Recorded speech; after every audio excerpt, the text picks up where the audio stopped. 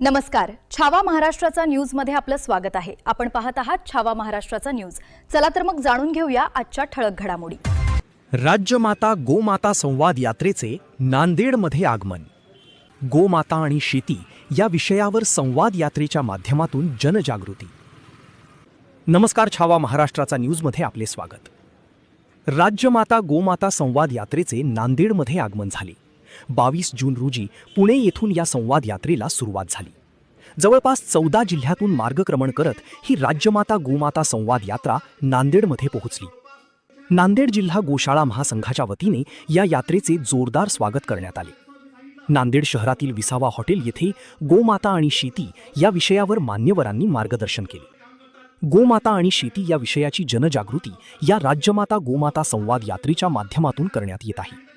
दरम्यान सध्याची परिस्थिती पाहता गो आधारित शेती होणे गरजेचे असल्याचे मत राज्यमाता गोमाता संवाद यात्रा ही 22 जून रोजी पुण्याहून सुरू झाली आहे. आज ही नांदेडमध्ये आहे.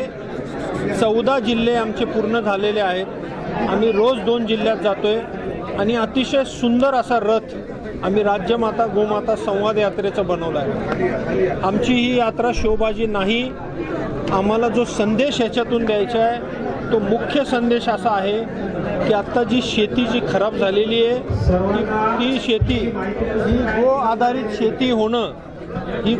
शेती होणं खूप महत्त्वाचं आहे. प्राकृतिक शेती होणं खूप महत्त्वाचं आहे. आपल्या सगळ्यांना माहिती आहे ग्रीन रिव्होल्यूशन आलं, फर्टिलायझर आणि केमिकल फर्टिलायझर आले, पेस्टिसाईड आले, त्याच्याने उत्पन्न तर वाढलं परंतु जमिनीची परिस्थिती खूप खराब झालेली आहे. आज जे रोग वाढत आहेत, आज साधं उदाहरण देतो कॅन्सरचं. भयानक परिस्थिती आत्ता तुम्हाला माहिती आहे सगळ्यांना.